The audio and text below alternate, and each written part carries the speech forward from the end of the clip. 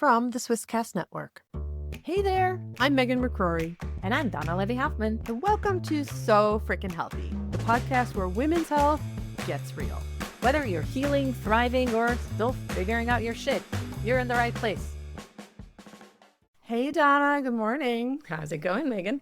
It's good. How are you doing today? I'm okay. I just came out of the shower, so yeah. Yeah, you look like a wet rat. I am a wet rat. And you'll see my hair develop throughout the recording. It'll become this like Cruella de Vil type of like mane. Yeah, and me on the other side, I haven't washed my hair in probably 4 days. So I was like there putting my dry shampoo powder so I don't look like a oil greased salesman. Anyway, today we are talking about two topics that we've talked about, but not together in the same episode. So I'm super excited about this. Me as you too. can tell. We are talking about both ketogenic diet and menopause. And in the past, we've talked about the ketogenic diet, which was amazing, cool. I'm always down to talk about that. And we've talked a lot about menopause. So today we're going to slam these two things together because that is hot right now. And we have a very hot lady to talk with us about it. We do. Vanessa Gatelein. She is also a former IIN alumni, for those of you who know our background with health coaching. And Vanessa's a health coach. And I met Vanessa back when I was doing my health coaching in 2018. She was the first person I was like, who out there? Where are all the health coaches? And Vanessa just happened to be in Basel. And I remember meeting with her and being like, please tell me all your wisdom, oh wise woman. And she's just like, lays it on me. She's like, it's not all glamour. Exactly. True. And I was just like, thank you very much. And I was super excited for having somebody who was just not going to feed me a line of bullshit coming out with my rose-colored glasses on. But since then, Vanessa and I have had lots of time in the spa and talking. And so without further delay, welcome, Vanessa, to the show. Hey, thank you, Dana and Megan. I am super excited to be here. I felt like I was meeting my cool girlfriends today, and Accurate. it's just because we learn so much about everything with the body and what's happening to ourselves and in life. And it's just so nice to sit and really get real about the shit that's happening and not hold anything back and feel safe to be able to express, hey, this is actually what's going on for me. Yeah. And so thank you for creating that space for us today. Yeah, definitely. Okay, let's start up with a little bit of warm up and some context, because maybe for some people, this is the first time that they've put these two topics together. So maybe to start off with, when we talk about keto, there are a lot of different things about keto. And I grew up in the diabetes care industry. And for us, keto was a bad thing because for diabetics, it's a bad thing. For non-diabetics, it's not a bad thing. So could you maybe start with like kind of what's your definition of when we're talking about keto today? Where are you talking about that? Yeah, so I came across keto. I had learned about it during my health coaching program. And at the time, it sounded so bizarre that I couldn't really wrap my head around it. This idea that, you know, you're not burning sugar, you're burning fats instead, and you eat really low carb. And I just really couldn't get my head around it. And so fast forward 15, 20 years later, as I'm in perimenopause and realize that my old health coaching tricks don't work for my body anymore, things have really changed, and I kept gaining more and more weight, I said, hey, I really need to make a shift here. So I didn't try keto. I actually tried carnivore. And so carnivore is eating just animal products, basically meat and eggs. Some people eat fruit, but really it's a super low carb diet. And the intention of that was a healing one, but it also gets you into ketosis. So through that, I learned, okay, what I'm doing is actually a ketogenic diet, eating super low carb, a bit more fat, so that I switch into fat burning instead of sugar burning. So that's how I came to it. And then as I started losing weight, the side effect for me was that I had incredible clarity in my mind, like absolute clarity. And my mood swings started to go away. And I was like, whoa, wait a minute. This just isn't about shifting my body composition. This is also having an impact how I feel every day. And that's where I started to research, hey, what is this doing for my brain? How is this impacting my hormones? Is this even the right thing? Because it also feels quite extreme. So that's where I am with it right now, is how is this a tool that women can use during the perimenopause, menopause transition to really get that clarity, shift the body weight, and do a bit of healing in the body at the same time. That's super interesting, because we went through quite a similar path, you and I, Vanessa, because I remember when keto became this like hot topic. I'm usually the one going like, I am not listening to all the fluff about like whatever the new hot thing. And I take years to research that shit before I actually even try it on myself, let alone suggest it to a client. So I remember being like, hey, guys, don't fall down that trap. Like keto is just, no, let's research it first. Let's figure this out first. So I was very much against it. And I then kind of started to introduce myself to people who are experts in the field. And I did the proper kind of due diligence on that. And then I also went into carnivore diet because from gut health related and just kind of a reset, because I was like, I've been troubled with all these issues from pretty much birth. Like, what can I do? And that was the last kind of way for me to go like, all right, I'm going to try this one last thing. And just like you, and again, we're not saying everyone needs to go on a carnivore diet now, but you know, it did a lot. And I shifted then from carnivore, kind of shifted towards keto, which was a very kind of smooth transition, because you start just, you know, hitting the ground running, and then you're kind of like, all right, now let's ease up on this. And then keto is easy. Exactly. But yeah, I totally agree with you. I think there's a lot to say about both. Maybe we will do another episode on carnivore. Megan's already cringing, but let's stick to keto for today. Ease our listeners in. So you say that you went through that process and you really realized everything good that came out of it. Can you first, let's ask put all the cards on the table. Was there anything negative that you noticed when doing keto/carnivore when you were in ketosis? Did you actually notice anything that you would say like, oh, everyone should know about this? Or Yeah, so the big one was for me, so my hair started falling out at one point. And that really made me panic, because if I step back for a second, I also have Hashimoto's thyroiditis. And a part of that is hair falling out when I'm out of balance. And my mom actually had lost a lot of her hair, so she's partially bald from it. And even though you can see I have a lot of hair, I know when my hair is falling out, and it scares the crap out of me. So during the carnivore, I would say I was in my 4th or 5th month, and I was like cruising, so happy. I found my food, my digestion was awesome, energy like top, and then my hair started falling out, and I was like, no, this can't be. I thought I really found my jam. And so that could happen. And there's a few reasons why. One can be from mineral deficiencies. So if you're not in balance with all of your minerals. And so what's common for me is to have a B12 deficiencies. And so that's something I need to be mindful of. But for other people, it could be zinc, magnesium. And so when you are doing something quite extreme, it's really important to make sure, I think in general, make sure all of your vitamins and minerals are in check. But also stress. Stress is a big factor as well. And as I am, as they say in the sandwich generation, I'm looking after older parents as well as my teenage son, trying to balance my own business and all of that. There is a lot of stress going on. So what I did is I said, hey, maybe this isn't this is working on some points, but maybe not in others. And so I trained in Dr. Mindy Pelz's Fast Like a Girl. And so I got certified with her.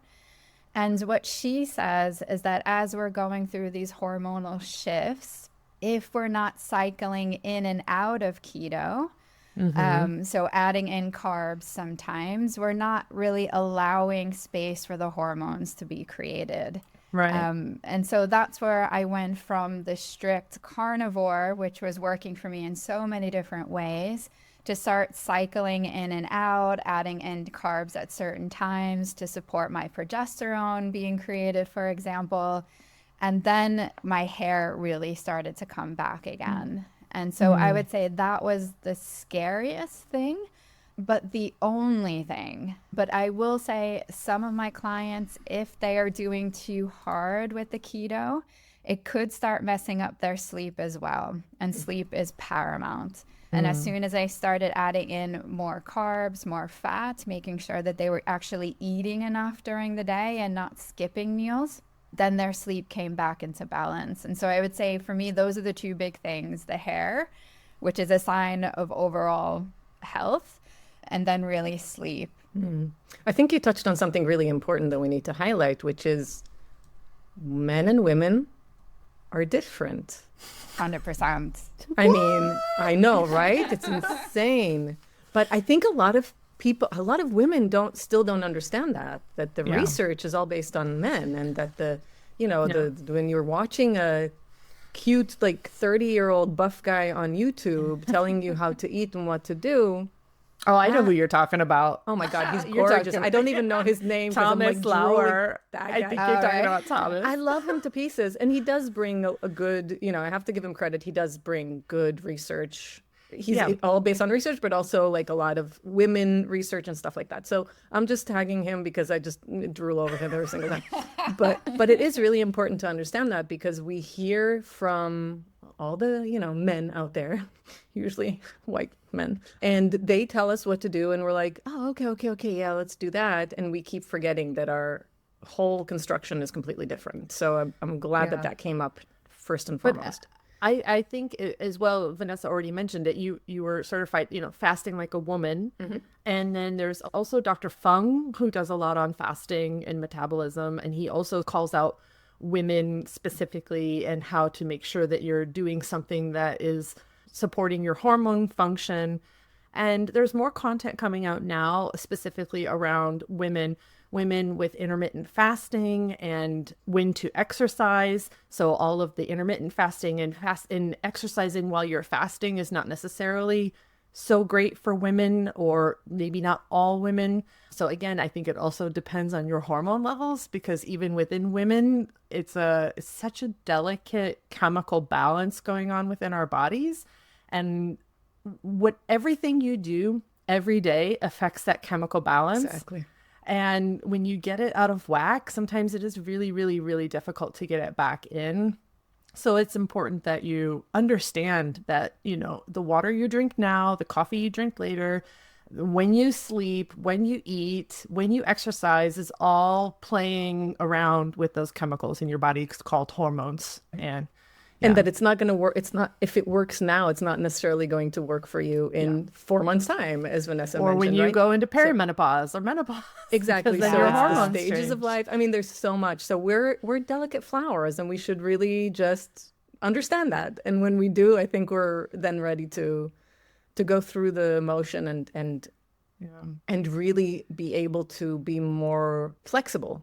In the way that we go through things and say, okay, great, now I need to stop this and now I need to do that, and not just like, this is the formula, this is how I'm going to be, young and beautiful and skinny for the rest of my life. Just doesn't fucking work. Not realistic.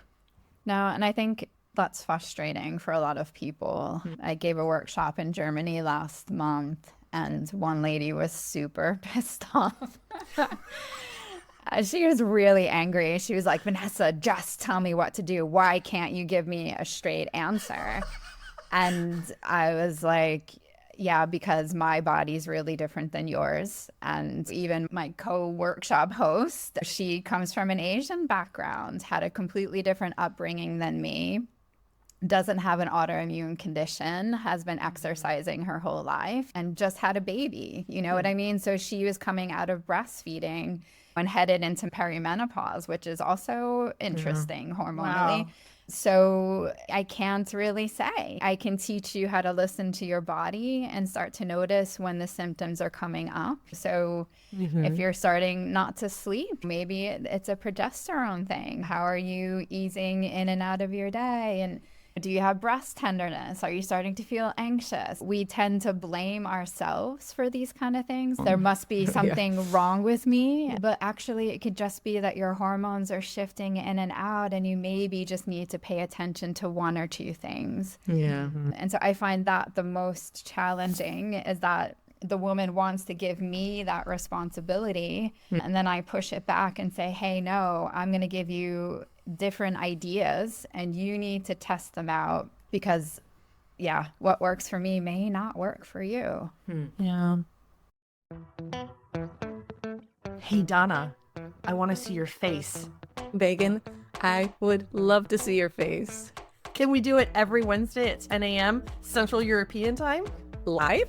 Yeah, live. Maybe on YouTube? Substack too? I think that's great. See you there. Let's fucking do it. If you found this episode useful, please share it with someone you love or even like, because they'll think you're awesome. And how cool is that?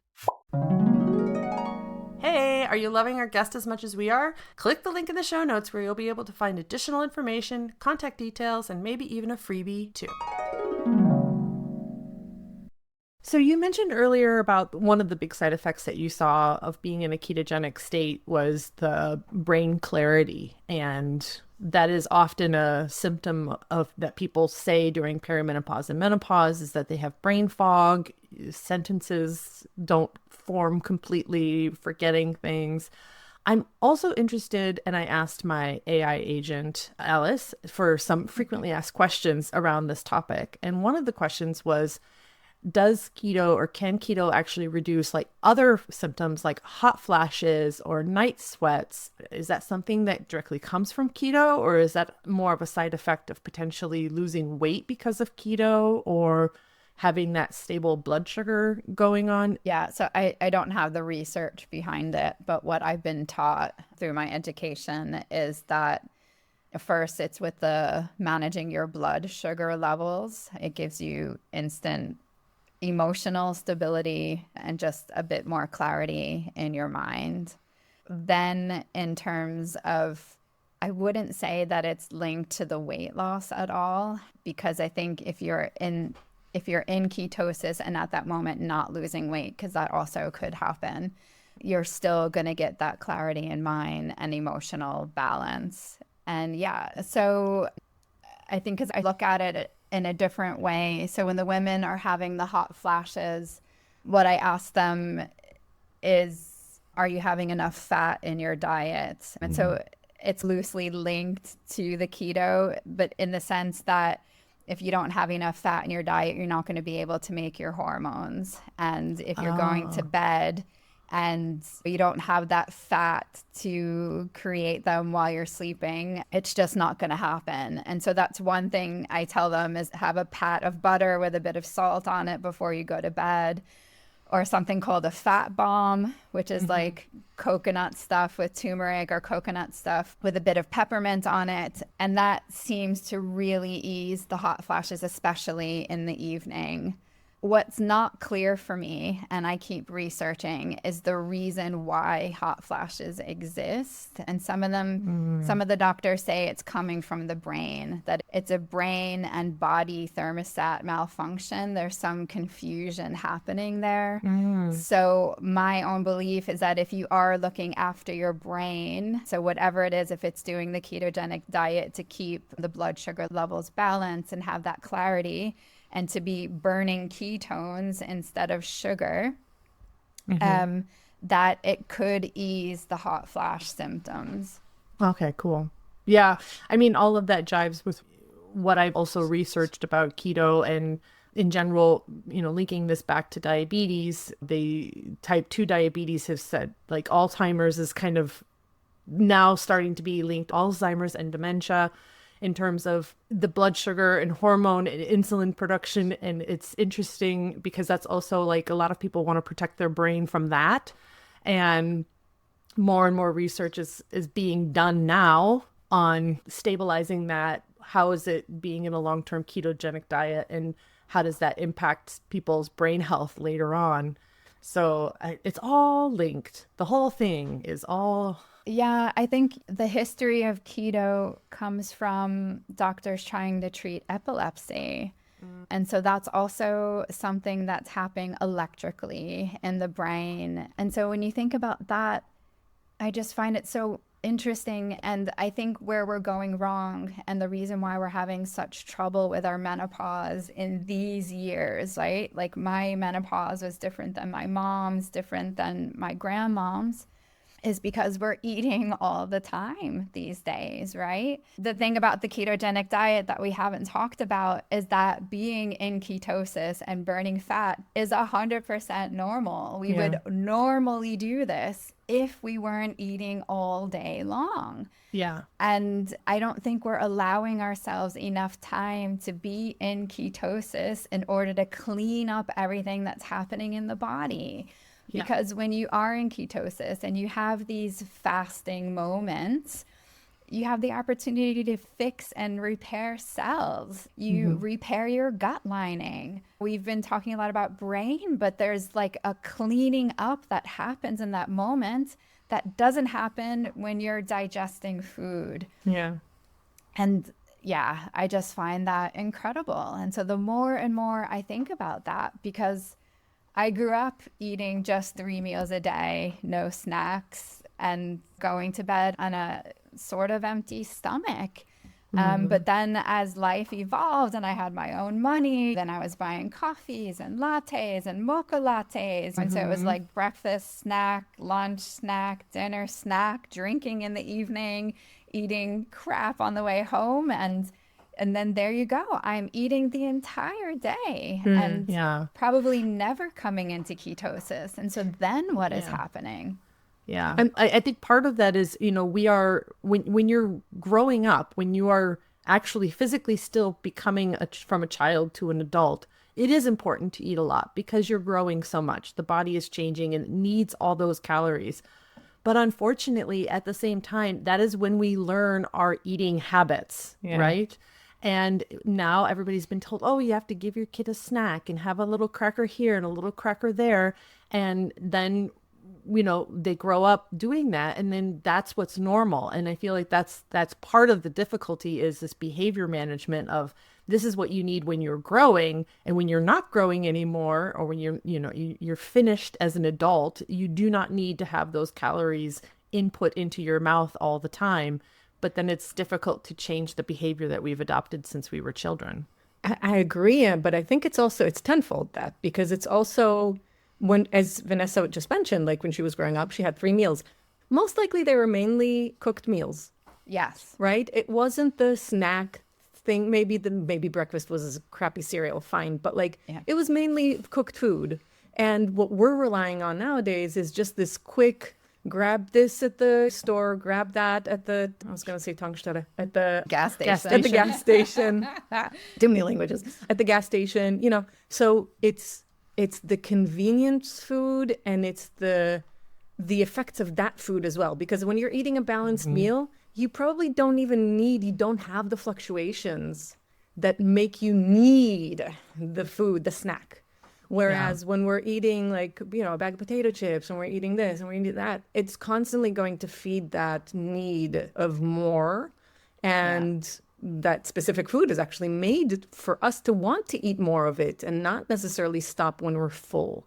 So I think it's just this whole combination of things that honestly, I also think there's a lot to say about generations before us that came mostly from war and famine. And so, some go on the route of okay, then we need to learn how to live with just bread and butter. And others are we need to give our offsprings as much food as possible, feed them as much as they can, and that's how I grew up. I was never allowed not to chew on something. So, there's so many things, there's so many factors going into this. And that's, I think, why it's so difficult for us as humans nowadays to even go into the ketogenic diet or to even think of not having a carb, where it's such a big part of our lives. So Vanessa, I was wondering, so I've been recently doing some experiments with CGMs and keto meters, both the breathalyzer and blood type of keto meter. Do you measure your ketones, or how do you know when you're in ketosis? Yeah, so when I was on the carnivore diet, I was measuring my ketones every morning, trying to get into ketosis, and then playing around with fasting or intermittent fasting to get them there, or like power eating sardines to also try to get me into there, which made my skin look amazing. But then I started burping sardines and I was like, okay, that's enough. So I do track. I don't often get into the perfect ketosis. I come close.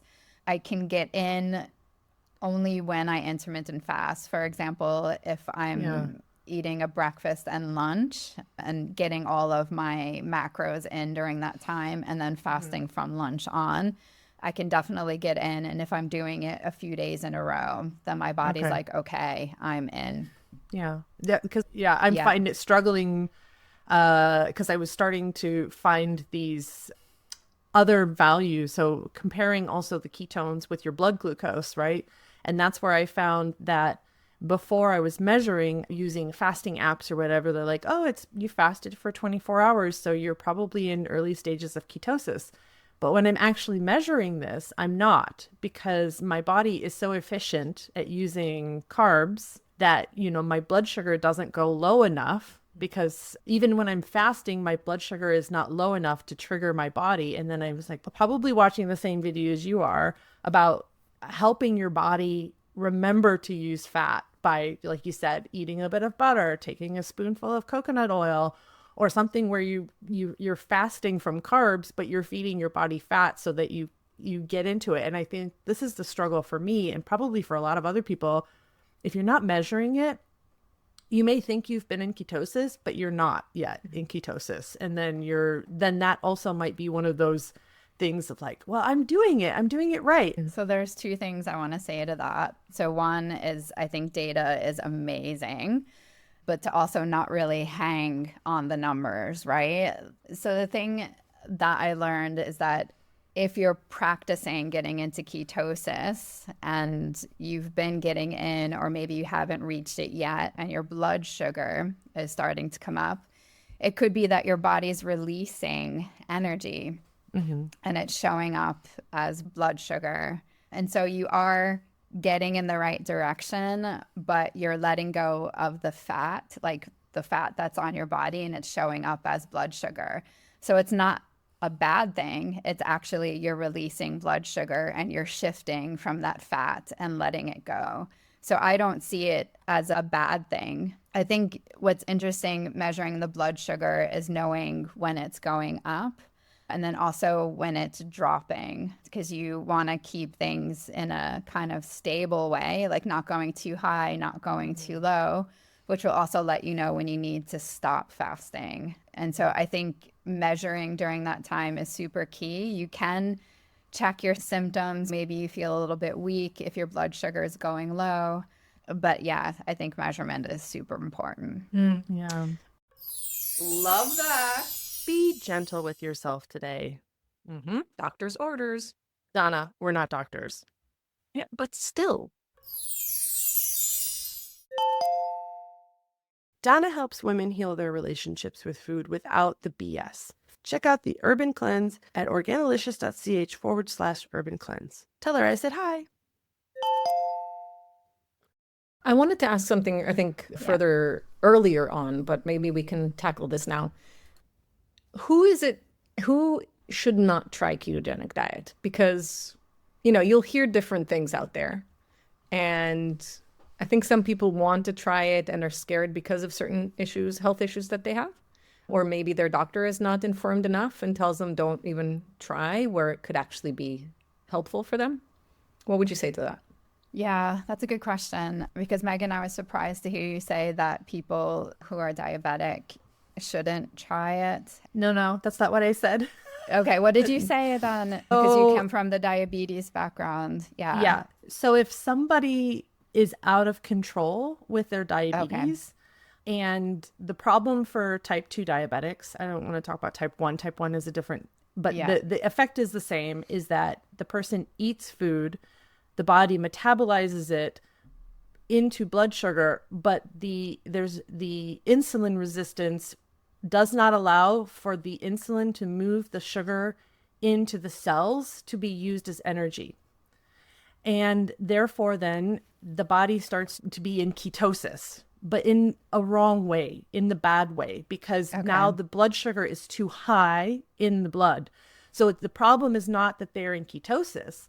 The problem is that the insulin resistance is so high that the blood sugar stays in the blood, and that's causing kidney failure, nephropathy, and other symptoms. So when I say ketosis for a diabetic is a bad thing, it's when it's in relationship to the fact that their therapy is not working for them. Okay. When you use ketosis as a therapy, then it is different, right? Because then the point is that they are actually not eating carbs, they're eating something else, which then helps to reduce the insulin resistance so that the insulin becomes more sensitive.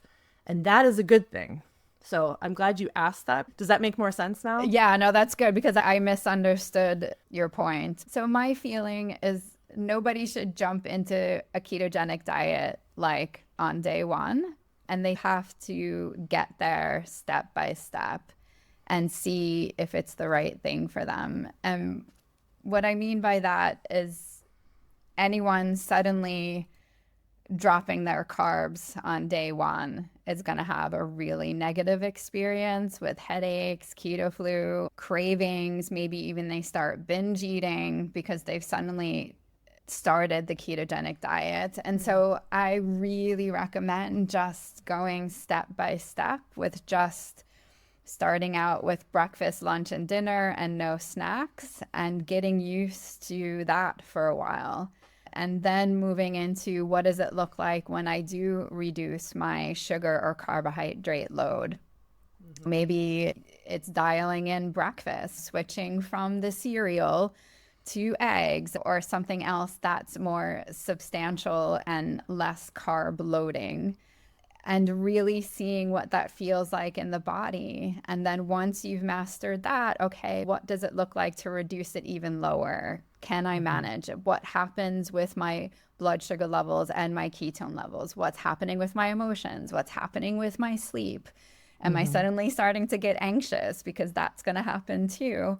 And really taking it step by step, all the while measuring your ketones and seeing what's happening. And then going into, okay, what is it like to really reduce the carbs, turn up the fats, and do that for a couple of days and see how your body reacts, because then you're going to have a great experience. And you're also going to be teaching yourself that lifestyle aspect of what it is like to change my food. And doing it gradually is so much better than shocking your whole entire system and then doing something and saying, oh, this shit doesn't work for me. Exactly. This is just too hard.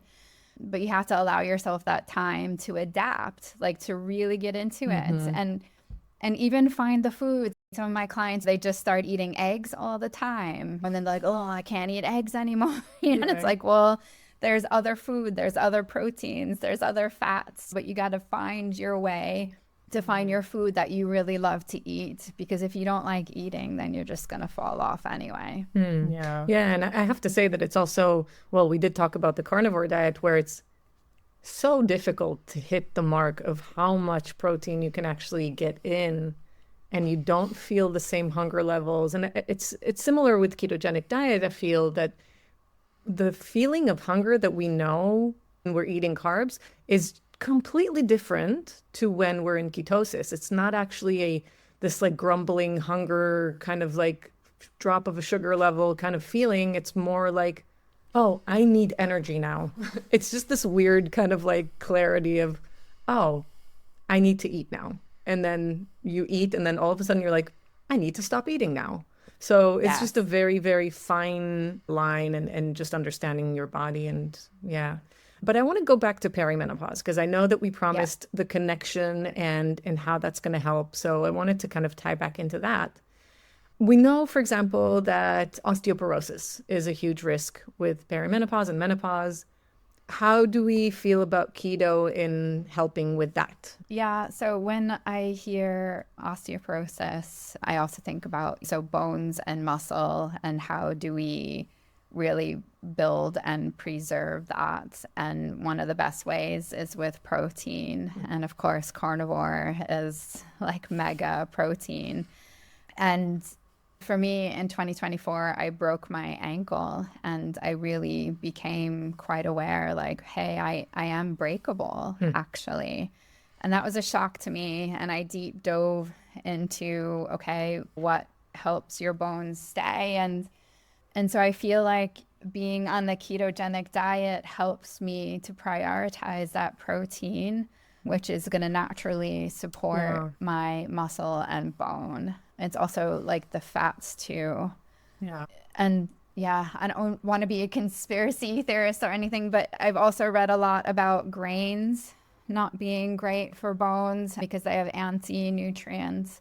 And I don't know if that's 100% true, but I've definitely read at least 3 books that talk about grains not being a great thing. But I know in the United States, you can grow up in the grain bread basket, how they call it. And also Europe is also very grain and bread based. So I don't want to poo-poo all over that. But I do find that an interesting theory because also when you see how, Dana, you spoke about the war, like how we've shifted from eating mostly meat and veg to more grains because that was what was available during that time.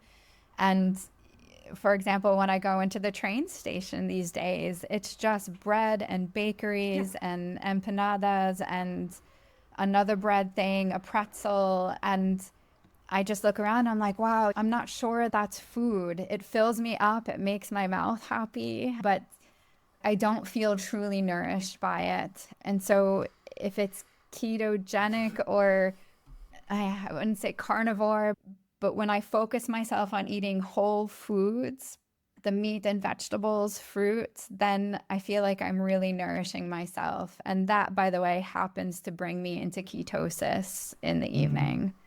So I don't know if that makes sense. No, it does. Because I feel like you can be on a ketogenic diet and eat absolute crap. Yeah. All right. So as you both know, I am into all my gadgets. I have the Oura Ring. I have my watch. Sometimes I'm wearing a CGM. And one of the things that I noticed with the Oura Ring manages stress, or it tells you like if you're in a stressed state or in a relaxed state, which I think is extremely insightful. Because there are times when I feel like I've been stressed out, like where I'm having an interaction with someone that I'm not stressed. And then other times where I specifically, and this is what I wanted to bring up, I've eaten something and it says your body is under stress right now. Like it just shoots up when I eat, but not all the time. Depends on what I'm eating. I think this is a remarkable thing because we talk about stress all the time on this channel.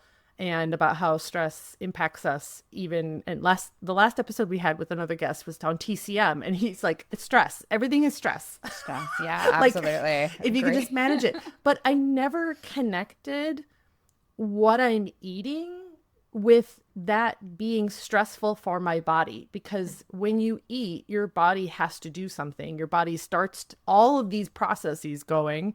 And it's amazing with different meals. My body has higher stress or no stress. And I'm curious where we stand on that with both the keto, but in general, stress and how it all like kind of ties back into the symptoms that we see for perimenopause and menopause. Yeah, I think the fascinating thing that I learned actually through menopause yoga is thinking about the hormones and where we make them, right? So usually like when we're having our periods and we're fertile, we're making our estrogen in our ovaries, right?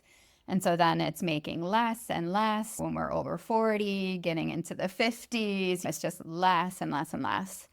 But our bodies need estrogen as women. It's in every single cell. It helps our bones to be strong. It helps to create muscle. It's helping our joints to stay supple. So it's not just about fertility. So less estrogen's being made in the ovaries, but our body says, hey, we still need some form of estrogen.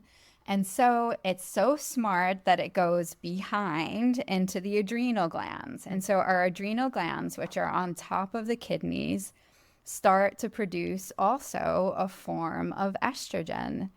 But hey, what are adrenal glands also responsible for? For stress, right? But the thing is that the body will always prioritize making stress hormones and not making your sexual hormones because it thinks it needs to save you from running away from a bear, protecting yourself from danger, and it doesn't know that being in a meeting with your boss isn't necessarily a true danger. But it's going to say, hey, I'm going to prioritize those stress hormones and not make any estrogen at all.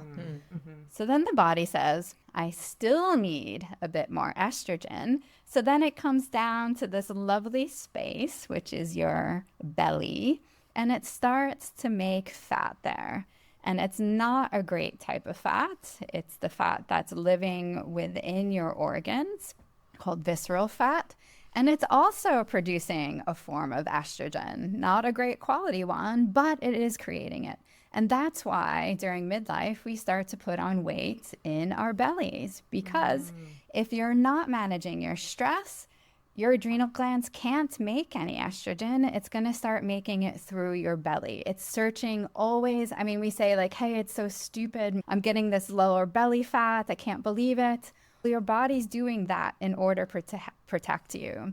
So the key for me is to think about less estrogen in the ovaries. Allow your adrenal glands really the time and space to create the estrogen.